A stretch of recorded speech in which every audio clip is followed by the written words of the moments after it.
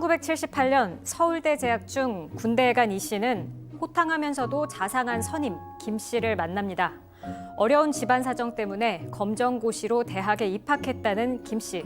알고 보니 또 서울대 법대 동문이었습니다.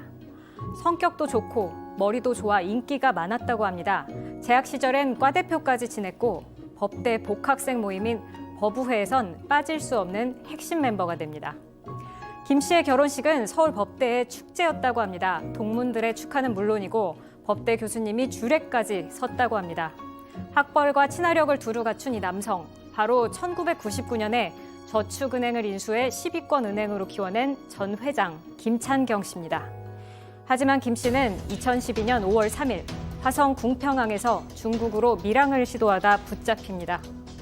도대체 김 씨에게 무슨 일이 있었던 걸까요? 오늘 사건연구소에선 가짜 서울대생 사건을 짚어봅니다. 진짜 이 가짜 서울 법대생, 이 진짜 제가 옛날 뉴스까지 진짜 찾아봤더니 이게 1983년도에 벌어진 사건이었는데 정말 많은 기사가 나왔더라고요.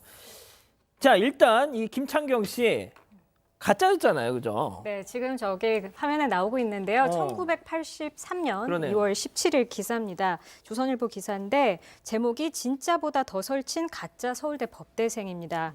이 김 씨가 서울대 법대생 출신 행세를 한 거는 78년부터였는데 무려 4년간을 주변 모두를 속였습니다. 교수님도 속이고 친구들도 속이고 모두를 속였는데 이게 어떻게 가능했냐면요. 군복무 당시에 후임으로 진짜 서울 법대생 이모 씨가 들어옵니다. 근데 이 이모 씨한테 굉장히 잘해줬다고 해요. 그러면서 말하는 게 나도 서울대생인데 입학한 뒤에 곧바로 입대해서 친구가 없어 이렇게 얘기를 한 거죠. 그러니까 이 후임이 나중에 복학을 해서 40여 명의 친구를 이 김 씨에게 소개를 해줍니다. 그러니까 진짜 서울대생처럼 할 수 있게 된 거죠. 네, 이렇게 진짜 서울대생으로 알고 3년간 군 생활을 했던 이 씨 때문에 이렇게 할 수 있었다고 합니다. 자, 백 변호사님. 네. 약간 리플레이 증후군 약간 그런 냄새가 나요. 자, 그런데 저는 이 건에서 제일 충격받아요. 교수까지 속였다. 그러니까 그 당시에 그냥 서울대에 있는 모든 학생들과 교수까지 다 법대생이라고 생각하고 있었어요. 그러니까 보통은 지금 말씀하셨던 것처럼 이렇게 자기 학벌을 속이거나 하면 좀 소극적으로 하거나 좀 들킬까봐 좀 이렇게 아무래도 쭈뼛쭈뼛하죠. 근데 예. 일단 강의에 다 들어갑니다. 야, 일단 수업을 다 들어가면 옆에 수업 와 있으면 그냥 뭐 같은 과라고 생각하지 뭐라고 생각했어요? 그렇죠. 그리고 79년에는 서울대 검정고시 출신 학생 대표를 맡기도 하고요. 법대 복합생 모임의 또 핵심 멤버로 등극을 합니다. 그리고 워낙 뭐 언변도 좋고 뭐 그래서 뭐 미팅 같은 것도 이제 소위 우리 과팅 이런 거라고 하잖아요. 과팅. 그런 것도 좀 자주 나가고 이제 이게 거의 핵심인데 이게 정점은 뭐냐면 예. 81년도에 결혼을 하는데 예. 주례를 서울대 법대 교수님이 주례를 서주셨습니다. 야, 진짜 사실 확인을 안 하고 유명한 예. 사건인데 예. 확인을 안 하죠. 동기끼리 혹시 너 못 믿겠는데 학생증 한번 내봐라. 유죄인지 한번 확인해보자. 이런 사람 없어요. 제가 알기로는 여기 과대인가 뭐 대표를 하니까 누가 봐도 뭐 아주 자신감 있게 했고 유명한 또 법대 교수예요. 이분이 아주 훌륭한 학생이라면서 주례까지 봐줬고 또 아마 제가 알기로는 뭐 아주 유명한 대학교 분하고 이제 결혼을 했던 걸로 알고 있습니다. 그때 그분도 이 법대생인 줄 알고 결혼을 했고요. 그래서 이게 나중에 아마 제가 알기로는 아닌 게 밝혀지고 나서 이혼을 했다가 뭐 다시 재결합을 했다 뭐 저는 그렇게 들었는데 교수님, 서울 법대생 솔직히 서울대 법학대 학생 지금은 이제 뭐 자유전공학부로 바뀌었지만 야 진짜 딱 하면 그냥 일단 먹고 들어가잖아요 시쳇말로. 예. 그렇죠. 일단 이제 그걸 우리가 후광 효과라고 해서 이 성인들 보면 뒤에서 이 빛이 확 나지 않습니까? 그걸 갖다 후광 효과라고 하는데 그 당시만 하더라도 사회가 상당히 좀 허술했던 것 같아요. 그런데 중요한 것이 있습니다. 바로 이런 그 리플리라든가 또는 이런 사기 행각에 있어서 가장 핵심적인 것이 남을 속이려면 자기 자신부터 속여야 돼요. 철저하게 뼈 속까지 자기를 갖다 속여서 그래서 아예 뼈에서 우러나오는 행동이라든가 말이 나와야 주위 사람들이 다 무너집니다. 그런데 강의에 참 이 보통 일반 학생들도 강의를 갖다 빼먹는데 이 사람 같은 경우는 강의에 꼬박꼬박 나갔죠. 그다음에 학내 활동에 절대 안 빠졌죠. 그리고 이제 서울대 검정고시 관련돼서 학생 대표도 했죠. 그러니까 이미 그런 것들이 몇 개가 딱 쌓여지면은 아주 방어막이 딱 형성이 되는 거예요. 근데 지금 같은 경우는 뭐 이 불가능해요. 그게 모든 것이 전산 처리가 돼 가지고 나오는데 당시만 하더라도 그렇죠. 이게 종이 학생증이니까 맞습니다. 거기에다가 사진 붙여놓고 이렇게 하면 주위 사람들이 꼬박 속아 넘어가게 돼 있습니다. 예.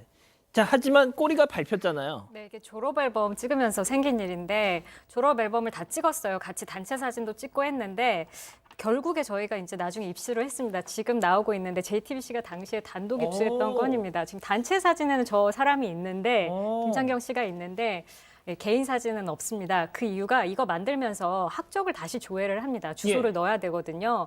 근데 없는 거예요. 학번도 없고 이 사람이 없는 거예요. 그러면서 이 사람이 4년 동안 유지해온 저 가짜 대학생이 들통이 나고 맙니다. 단체 사진은 찍었는데 독사진은 못 찍었다. 네, 지금도 있는 겁니다. 그러니까 저 시기의 앨범에는 예. 그때 이제 법대 교수님 아까 주례도 서주셨다고 하잖아요. 이제 한 언론이 나중에 연락을 해서 인터뷰를 하니까 더 이상 그 상황에 대해서 얘기하고 싶지 않다고 하면서 전화를 끊어버리고 또 그 기사에도 더 이상 주례를 서지 않겠다 분개했다고 합니다.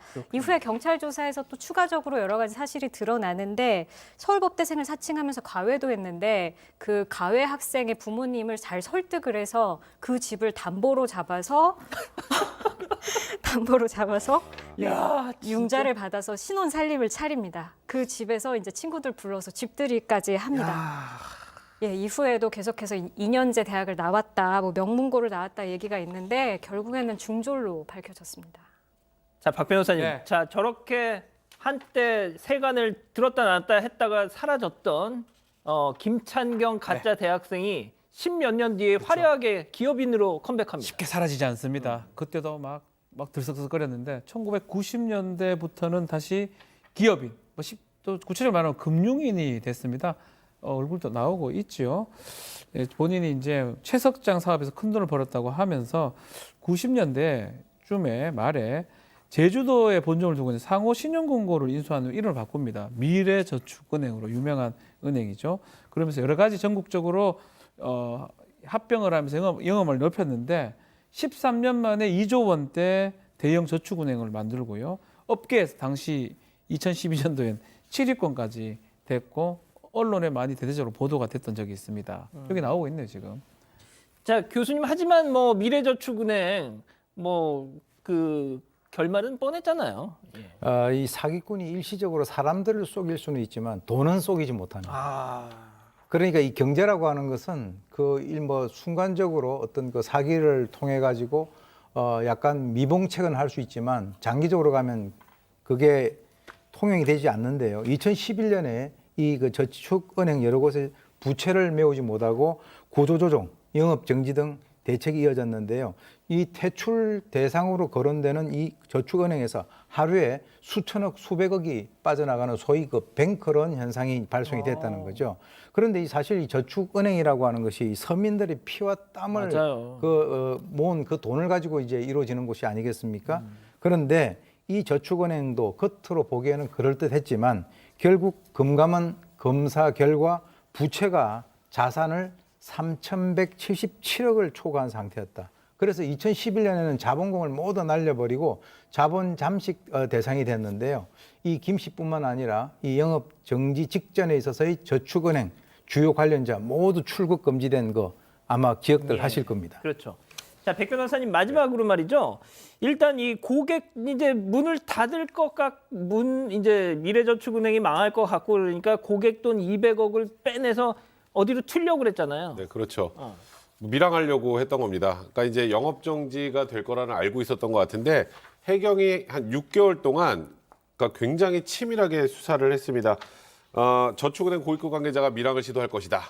이런 첩보를 입수해서 동선을 추적을 하다가 지금 말씀하셨던 것처럼 당일에 이제 밀항 알선책이 있었는데 화성 공평함으로 이동하는 것을 확인하고 이제 사전에 이제 체포영장을 발부받아서 이제 선착장에서 잠복을 하는데 그래서 영화에서 많이 보던 그런 장면입니다.